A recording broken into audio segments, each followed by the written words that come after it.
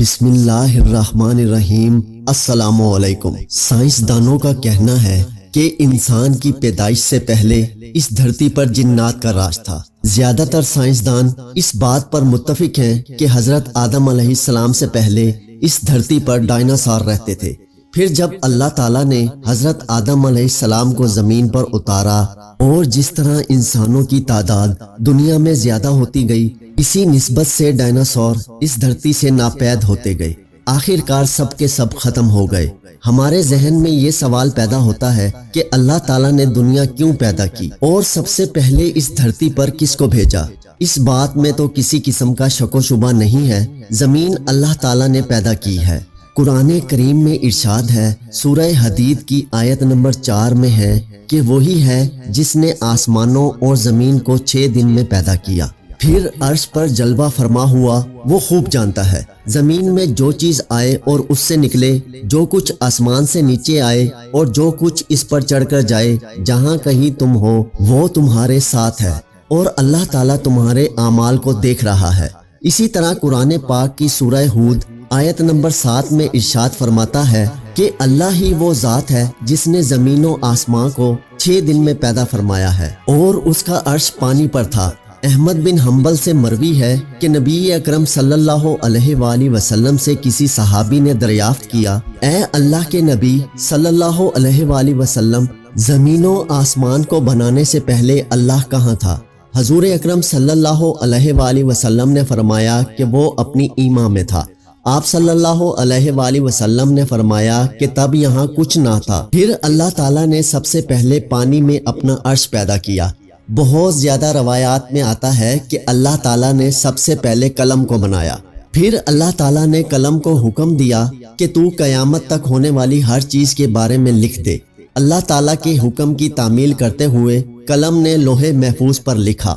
بخاری شریف میں ہے کہ یمن سے ایک قافلہ آپ صلی اللہ علیہ وآلہ وسلم کے پاس آیا۔ انہوں نے کہا، اے اللہ کے نبی، ہم سب آپ کے پاس دین کی تعلیم لینے آئے ہیں۔ ہم لوگ اس سوچ میں ہیں کہ اللہ تعالیٰ نے اس دھرتی پر سب سے پہلے کس کو پیدا کیا؟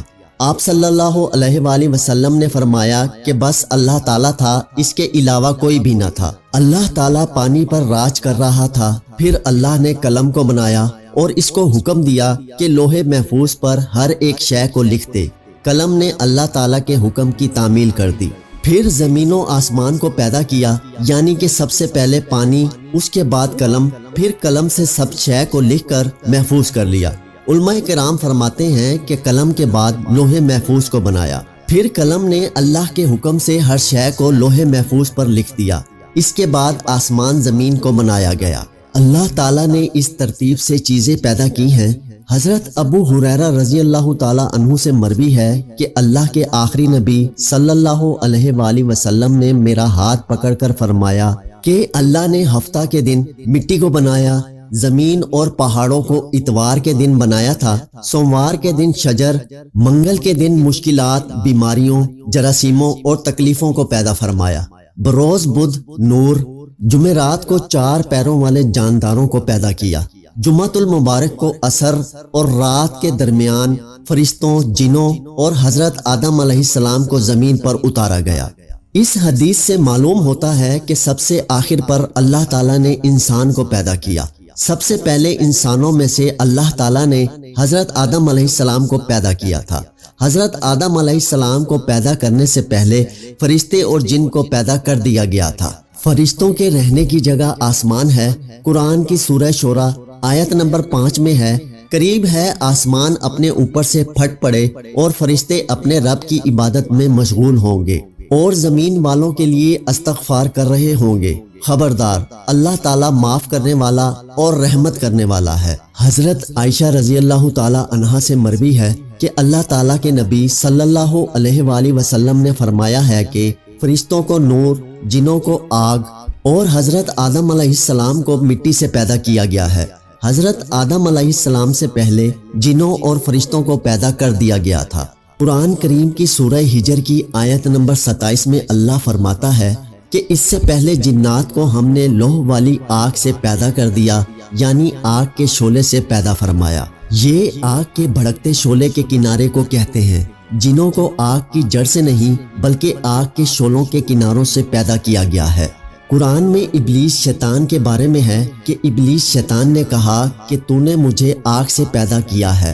ہم پہلے ہی بتا چکے ہیں کہ جنوں کو اللہ تعالیٰ نے آگ کی لو سے پیدا کیا۔ جنات کی اصلیت آگ ہی ہے۔ ابلیس کو بھی جنات کے گروہ میں پیدا کیا۔ اس میں کسی کو شک نہیں ہونا چاہیے کہ ابلیس آگ سے نہیں ہے۔ قرآن پاک میں ہے کہ ابلیس جنوں میں سے تھا، مطلب یہ ہے کہ وہ فرشتوں میں سے نہیں تھا۔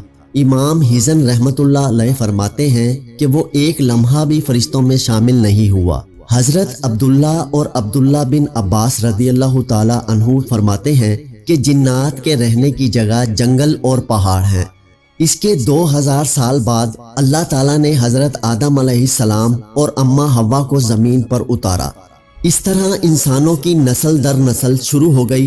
پھر اللہ تعالیٰ ایک دن قیامت نازل کر دے گا۔ جس طرح یہ دنیا وجود میں آئی اسی طرح یہ ختم ہو جائے گی۔ اللہ تعالیٰ سے دعا ہے کہ اللہ تعالیٰ ہم کو مرنے سے پہلے نیک اعمال کرنے کی توفیق عطا فرما دے۔